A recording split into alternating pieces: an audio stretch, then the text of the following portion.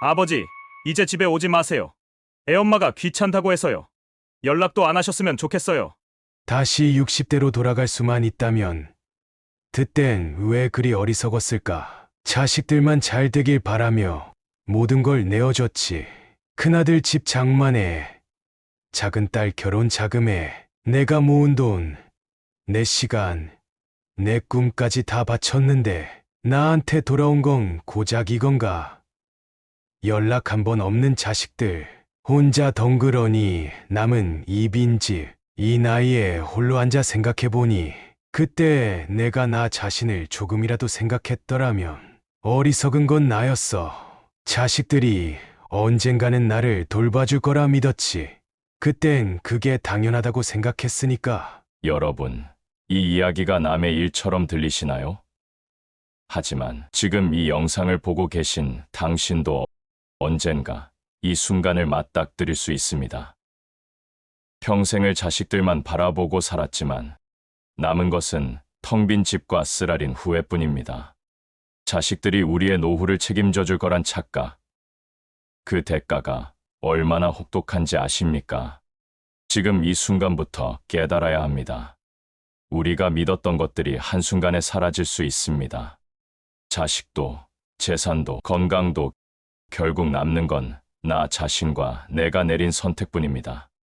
오늘 이 영상에서는 때의 김노인이 60대로 돌아간다면 결코 반복하지 않을 세 가지 치명적인 실수를 이야기해 드리겠습니다.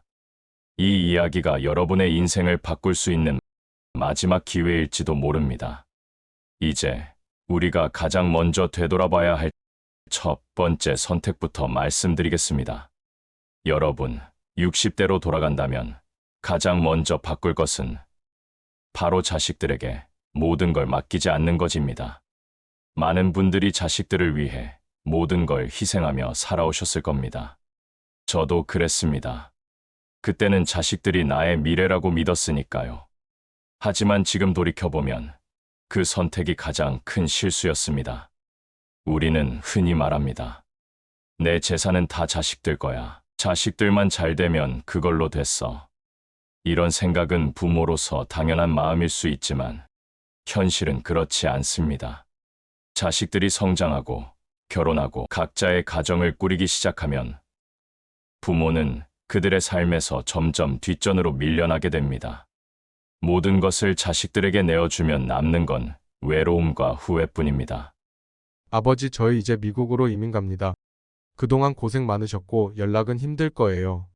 뭐라고? 이민 간다고? 나한테 한마디 말도 없이 떠난다는 게 말이 되니? 그동안 아버지도 많이 힘드셨잖아요. 이제는 쉬세요.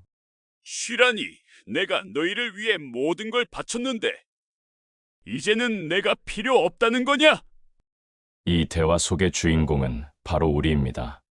자식들을 위해 모든 걸 바친 후 기대와 다르게 돌아온 건 무관심과 외면이었습니다. 자식들이 잘 되기만을 바라며 재산을 모두 내어주고 은퇴 후 홀로 남겨진 부모들이 느끼는 그 허무함은 말로 다 표현할 수 없습니다. 내가 너희를 위해 이렇게 했는데 왜 나를 두고 떠나는 거냐? 이런 생각이 머릿속을 떠나지 않게 됩니다. 평생 농사를 지으며 살아온 황 씨는 자식들을 위해 모든 걸 쏟아부었습니다.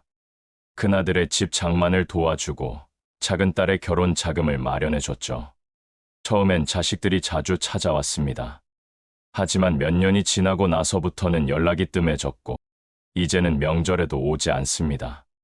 그는 한숨을 쉬며 말했습니다. 내가 잘못된 건가? 자식들에게 너무 많은 걸 줬나? 그는 지금 혼자서 지내고 있습니다. 자식들에게 모든 걸 주었지만 돌아오는 건 외로움과 공허함뿐입니다. 왜 이런 일이 벌어질까요? 우리가 자식들에게 모든 걸 내어줄 때 그 순간부터 자식들은 부모를 당연한 존재로 여기기 시작합니다. 우리 부모님은 뭐든 해주실 거야. 이 생각이 깊어지면서 자식들은 부모의 희생을 당연하게 받아들입니다. 부모의 존재는 점점 사라지고 그들이 필요로 하는 것은 오직 재산과 도움뿐입니다. 해결책은 명확합니다. 자식들에게 모든 걸 주기 전에 반드시 나를 위해 일정 부분을 남겨두세요. 그게 돈이든 건강이든 내 시간을 위한 것이든 내가 나를 위해 남겨둔 부분이 가장 큰 자산이 될 것입니다.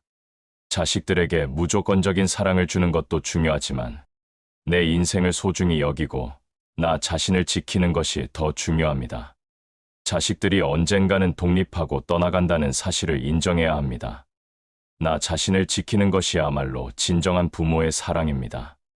자신을 위한 재산과 건강을 남겨두는 방법에는 여러 가지가 있습니다. 먼저, 자식들에게 재산을 미리 분배하는 대신 월세나 연금 같은 꾸준한 수입원을 마련하는 것이 좋습니다. 이렇게 하면 자식들도 부모의 경제적 독립을 인정하게 되고 부모의 존재 가치를 더욱 존중하게 됩니다. 또한 건강을 지키기 위해 꾸준히 운동하고 정기적으로 건강 검진을 받는 것도 필수입니다. 건강이 무너지면 아무리 많은 재산도 의미가 없습니다. 여러분도 한번 생각해 보세요. 자식들에게 모든 걸 내어준 후 정말 행복할 수 있을까요? 자식들의 삶이 안정되면 부모의 존재는 자연스럽게 뒷전으로 밀려나기 쉽습니다. 여러분의 삶을 지키기 위해서는 내가 가진 것을 나 자신을 위해 사용할 용기가 필요합니다. 마지막으로 60대로 돌아간다면 인생에서 가장 중요한 것은 자식이 아니라 나 자신일 것입니다. 이제는 제 삶을 돌보고 스스로를 위한 선택을 해야 합니다. 이 선택이야말로 여러분의 남은 인생을 바꿀 수 있는 첫걸음이 될 것입니다. 다음으로는 우리가 은퇴 후 가장 쉽게 빠지는 또 다른 함정에 대해 이야기해 보겠습니다. 여러분, 두 번째로 꼭 드리고 싶은 조언은 생활 리듬을 절대 잃지 말라는 것입니다. 은퇴 후 가장 큰 실수는 이제 좀 쉬어도 되겠지 생각입니다. 하지만 이 생각이야말로 우리를 무너뜨리는 첫 번째 함정입니다. 평생 규칙적인 생활을 해오다가 갑자기 여유로운 삶을 꿈꾸지만 그 여유가 오히려 우리의 건강과 삶을 갉아먹기 시작합니다. 많은 분들이 이렇게 말합니다. 이제 은퇴했으니 늦잠도 자고 편하게 쉬어야지. 하지만 바로 그 순간부터 우리의 몸과 마음은 급격히 무너지기 시작합니다. 규칙적인 생활이 사라지면서 불규칙한 수면 습관, 낮 동안의 무기력함, 그리고 점차 찾아오는 우울감이는 단순히 나태함의 문제가 아닙니다. 우리의 몸은 일정한 리듬을 가질 때 가장 건강한 상태를 유지합니다. 그 리듬이 깨지면 면역력이 떨어지고 몸과 마음은 점점 더 약해집니다. 아버님, 이제는 아침마다 일찍 일어나지 마세요. 그동안 고생하셨으니 늦잠도 좀 자고 편하게 쉬세요. 그래, 늦잠 좀 자보는 것도 괜찮겠지. 그런데 요즘은 이상하게 하루가 너무 길게 느껴지네. 아버님, 이제는 스트레스 받지 말고 그냥 편하게 사세요. TV도 보고 낮잠도 자고요. 그렇게 쉬라는 말은 고맙지만 이렇게 아무것도 안 하고 있으니 내가 쓸모없는 사람처럼 느껴지는구나. 하루 종일 누워있다 보니 몸도 점점 무거워지고. 여러분, 이 대화 속의 주인공은 우리 자신일지도 모릅니다. 이제 좀 쉬어도 되겠지라는 생각이 오히려 우리를 무기력하게 만들고 건강을 해치기 시작합니다. 서울대병원의 연구에 따르면 은퇴 후 규칙적인 생활을 잃은 사람들의 면역력은 평균 30% 감소한다고 합니다. 이는 단순한 운동 부족 때문이 아니라 일상의 리듬과 존재감이 사라지면서 생기는 스트레스 때문입니다. 많은 은퇴자들이 은퇴 후 처음 몇 달은 편하게 쉬는 것을 즐깁니다. 하지만 그 시간이 길어질수록 몸과 마음은 점점 더 약해집니다. 아무것도 안 하고 있으니 내 존재가 무의미해진 것 같아. 이런 생각이 들기 시작하면 우울감과 불안이 찾아옵니다. 특히 성공적인 경력을 쌓아온 분일수록 이 문제가 더 심각합니다. 평생 바쁘게 일하다가 갑자기 모든 일이 사라지면 자신이 더 이상 필요 없다고 느끼게 되죠. 은퇴 후에도 규칙적인 생활 리듬을 유지하는 것이 핵심입니다. 매일 아침 정해진 시간에 일어나고 간단한 산책이나 운동을 해보세요. 처음엔 귀찮고 힘들겠지만 그 리듬이 다시 자리 잡으면 몸과 마음이 점차 회복되기 시작합니다. 평생 자영업을 하던 박 씨는 은퇴 후에도 매일 아침 6시에 일어나 동네 한 바퀴를 걷고 간단한 스트레칭을 합니다. 그는 아침마다 일어나서 걸을 때마다 살아있다는 느낌이 들어라고 말합니다. 반면 대기업에서 임원으로 은퇴한 김 씨는 은퇴 후 늦잠을 자고 하루 종일 TV만 보다가 건강이 급격히 나빠졌습니다. 김 씨는 그땐 여유를 즐기고 싶었지만 결국 그 여유가 내 건강을 해쳤어라며 후회하고 있습니다. 여러분도 한번 생각해 보세요. 규칙적인 생활이 사라진 후 정말 행복할 수 있을까요? 하루가 길어지고 시간이 남아도는 것처럼 느껴지는 순간 우리는 점점 더 무기력해집니다. 작은 일이라도 꾸준히 하고 바쁘게 사는 것이 오히려 건강하고 행복한 삶을 만들어줍니다. 생활 리듬을 유지하는 구체적인 방법을 몇 가지 제안해 드리겠습니다. 첫째, 매일 아침 같은 시간에 일어나세요. 늦잠을 자는 대신 가벼운 산책이나 스트레칭을 해보세요. 둘째, 하루 일정에 간단한 할 일을 정해보세요. 예를 들어, 동네 도서관에 가서 책을 읽거나 집안일을 꾸준히 해보는 것도 좋습니다. 셋째, 새로운 취미를 만들어 보세요. 그림을 그리거나 글을 써보는 것도 좋은 방법입니다. 마지막으로, 규칙적인 생활은 단순히 건강을 지키는 것이 아니라 삶의 의미와 존재감을 지키는 일입니다.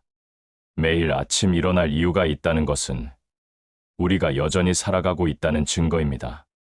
이 작은 습관들이 쌓여서 여러분의 노후를 더 건강하고 행복하게 만들어줄 것입니다. 다음으로는 우리가 쉽게 놓치고 있는 세 번째 중요한 교훈에 대해 이야기해 보겠습니다. 세 번째로 드리고 싶은 조언은 바로 나만의 목표를 가지는 것입니다. 은퇴 후 가장 큰 문제는 목표와 꿈을 잃어버린다는 것입니다. 60대에 접어들며 이제는 일할 필요가 없으니 편히 쉬자라고 생각하지만 바로 그 순간부터 삶의 의미가 사라지기 시작합니다. 목표 없는 삶은 방향을 잃은 배와 같습니다.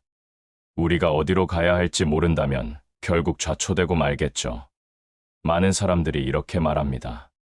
이제는 자식들도 다 컸고 내 역할도 끝났으니 좀 쉬어야지. 하지만 그 생각이야말로 우리를 깊은 공허함과 외로움으로 이끕니다. 직장에서 은퇴하고 나서 더 이상 갈 곳도 해야 할 일도 없는 상황에 처하면 우리는 쓸모없는 사람처럼 느껴지기 시작합니다.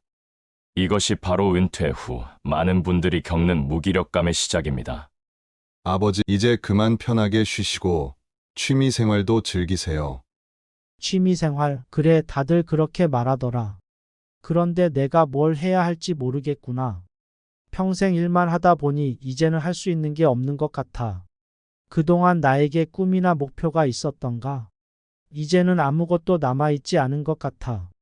이 대화 속의 주인공은 은퇴 후 꿈을 잃어버린 우리 자신일지도 모릅니다.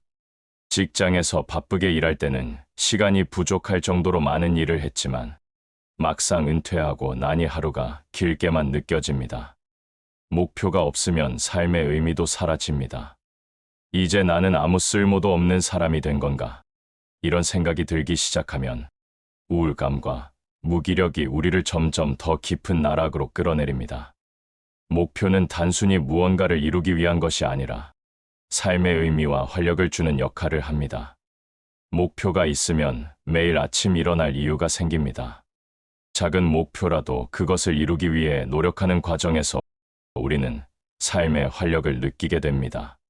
반면 아무런 목표 없이 하루를 보내면 점점 더 무기력하고 공허한 기분이 들기 시작합니다. 지금이라도 작은 목표를 세워보세요. 그것이 무엇이든 상관없습니다. 그림을 그리거나 글을 써보거나 새로운 취미를 시작해보는 것도 좋은 방법입니다. 처음에는 어색하고 힘들게 느껴질 수 있지만 그 목표를 향해 조금씩 나아가는 과정에서 우리는 삶의 의미를 되찾게 됩니다. 70대에 은퇴한 이 씨는 평생 회사에만 매달려 살았습니다. 은퇴 후에는 갑자기 모든 일이 사라지면서 깊은 우울감에 빠졌죠. 그러다 우연히 제과 제빵 학원을 등록하게 되었고 매일 아침 반죽을 치고 빵을 구우면서 다시 삶의 활력을 느끼기 시작했습니다. 그는 이렇게 말합니다. 매일 아침 오븐에서 빵 냄새가 날 때마다 내가 살아있다는 걸 느껴. 반면 목표 없이 하루 종일 TV 앞에 앉아있던 박 씨는 건강이 급격히 나빠졌습니다. 그땐 편하게 쉬고 싶었지만 결국 그 시간이 내 건강을 해쳤어. 그는 후회하며 말했습니다. 목표 없는 삶이 결국 건강마저 앗아간 것입니다. 여러분도 한번 생각해 보세요.